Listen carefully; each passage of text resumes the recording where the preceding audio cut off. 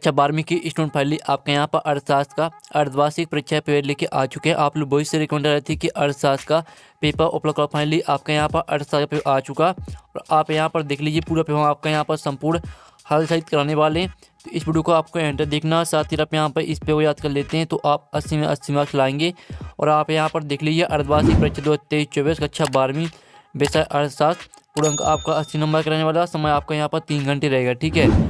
तो आप यहाँ पर देख लीजिए आपके निर्देश आते हैं, सही प्रश्न अनिवार्य है। तो आपको यहाँ पर जूम करके दिखाते हैं जिससे आप यहाँ पर अच्छे से देख पाएंगे, ठीक है। आप यहाँ पर देख लीजिए आपके निर्देश आते हैं तो आप निर्देश भी पढ़ सकते हैं। और साथ ही वीडियो को लाइक और चैनल को सब्सक्राइब कर लीजिए क्योंकि हम बड़ी मेहनत से आपके लिए यहाँ पे लाए हैं। तो वीडियो को लाइक कर लीजिए, ठीक है।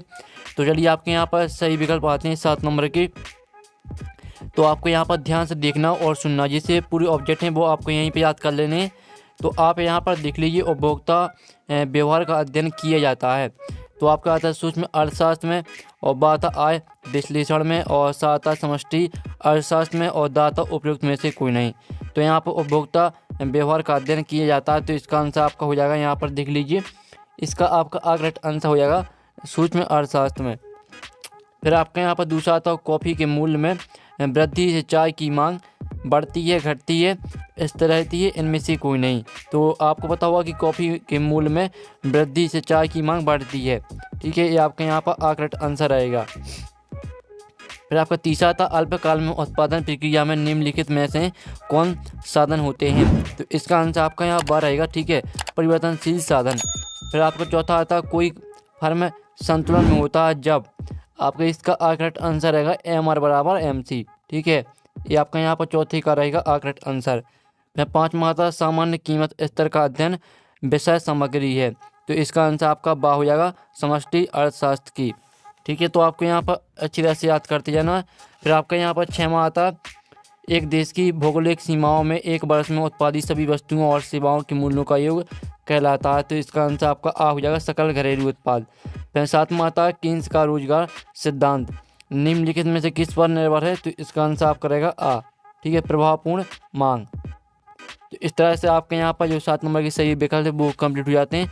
अब चलिए जो आपका प्रश्न 2 वो देख लेते हैं। तो आपको अच्छे से पूरा पेपर याद कर लेना। तो आपके यहाँ पर 6 नंबर की रेगिस्तान आते हैं। तो पहला आता उत्पादन संभावना वक्र बाएं से दाएं ढाल लिए होता है। तो इसमें आपका दाएं आ जाएगा, ठीक है। पहले रेगिस्तान में आपका यहाँ पर दाएं आने वाला है, ठीक है। पहले रेगिस्तान का आंसर आपका यहाँ पर दाएं हो जाएगा।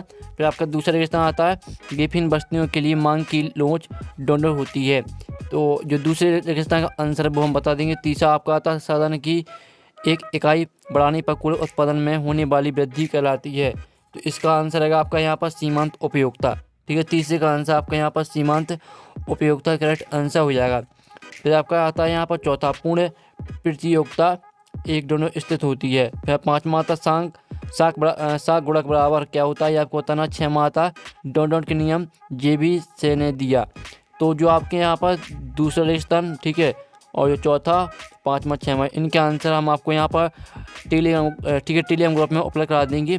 इनके आंसर अभी नहीं है, तो जैसे ही आंसर मिल जाते हैं तो इनकी आपको आंसर टेलीग्राम ग्रुप में उपलब्ध करा देंगे, ठीक है। अब आपके यहाँ पर आती है सही होनी 6 नंबर की, जो कि कॉलम आ और बा में दी गई। पहले आती है सीमांत उपयोगिता, तो इसे आपको MU से मैच कर देना। और दूसरी आती है मांग के नियम, तो इसे मैच करना आपको 5 होते हैं। और तीसरा आता है साम्य कीमत, तो इसको मैच करना आपको मांग बराबर पूर्ति से। जो चौथा आता है वस्तु की मांग, तो इसे मैच करना उपभोक्ता द्वारा, ठीक है। और फिर आपका आता है घाटे का बजट, तो इसको मैच करना आपको यहाँ पूंजी निर्माण से। तो 6वीं आती है अनुमानित आय एवं व्यय बराबर, ठीक है। तो इसको मैच कर दीजिए आप यहाँ पर संतुलित बजट। तो इस तरह से आपकी 6 नंबर की सही होनी है वो कंप्लीट हो जाती हैं। अब आते हैं आपके एक शतवाक्य में उत्तर, ठीक है, जो कि आपके यहाँ पर 6 नंबर के आते हैं। तो पहला आता उस उपयोगिता का नाम बताइए जो पहले बढ़ती है फिर स्थिर होती है और इसके बाद घटती है। तो पहले का आंसर आपका यहाँ पर रहेगा सीमांत उपयोगिता, ठीक है। पहले का आंसर आपके यहाँ पर सीमांत उपयोगिता हो जाएगा करेक्ट आंसर। फिर दूसरा आता उत्पादन फलन कितने प्रकार के होते हैं। तो यहाँ पर उत्पादन फलन होते हैं 2 प्रकार के। तो दूसरे का आंसर आपका यहाँ पर 2 हो जाएगा, ठीक है। आप यहाँ पर देख लीजिए। अब चलिए आपके यहाँ पर आते हैं तीसरा आता है घिसावट व्यय का एक अन्य नाम क्या है। तो तीसरे का आंसर हो जाएगा आपका मूल्यह्रास, ठीक है। तो तीसरे का आंसर आपका मूल्यह्रास हो जाएगा। और चौथा आता है राष्ट्रीय आय को जनसंख्या से भाग करने पर क्या प्राप्त होता है। तो चौथे का आंसर हो जाएगा प्रति व्यक्ति आय। ठीक है, आपका चौथे का आंसर रहेगा। फिर पाँचवा आपका यहाँ पर आता है रोजगार का, ठीक है, परंपरावादी सिद्धांत किस प्रतियोगिता की मान्यता पर आधारित है। तो पाँचवें का आंसर रहेगा आपका प्रति व्यक्ति आय। फिर छठवां आपका आता है एमपीसी तथा एमपीएस का संबंध क्या है। तो इसका आंसर आपका हो जाएगा, इसका आंसर आपको खुद कर लेना। ठीक है, पहले का आंसर आपका यहाँ पर सीमांत उपयोगिता और दूसरे का आंसर आपका 2 रहेगा, तीसरे का आंसर आपका मूल्यह्रास और चौथे का आंसर आपका प्रति व्यक्ति आय, पाँचवें का आंसर आपका पूर्ण रोजगार। तो इस तरह से आपके यहाँ पर 100 वाक्य तक कंप्लीट हो जाते हैं। अब आते हैं आपके 7 नंबर के। तो पहला आता है पैमाने के प्रतिफलों का संबंध दीर्घकाल से होता है। तो पहला आपका यहाँ पर 7 रहेगा। फिर दूसरा आता है व्यष्टि और समष्टि अर्थशास्त्र एक दूसरे के प्रतियोगी होते हैं। तो ये आपका यहाँ पर असत्य हो जाएगा। जो तीसरा आता है वर्तमान समय में कोई भी अर्थव्यवस्था बंद अर्थव्यवस्था नहीं है। तो तीसरा आपका यहाँ पर असत्य रहेगा। चौथा आता भविष्य में ब्याज दर में वृद्धि बचतों को कम कर देती है। तो चौथा आपका रहेगा यहाँ पर सत्य। और पाँचवा आता अपूर्ण रोजगार। अब ठीक है, आप यहाँ पर देख लीजिए, न्यूज मांग का परिणाम है। तो पाँचवा आपका यहाँ पर रहेगा असत्य, सत्य रहेगा पाँचवा आपका। और जो छठवां आता वस्तुओं का निर्यात चालू खाते की देनदारी होती है। तो ये भी आपका सत्य रहेगा। और जो सातवां आता व्यापार संतुलन में सेवाओं का भुगतान शामिल होता है। तो ये भी आपका सत्य रहेगा।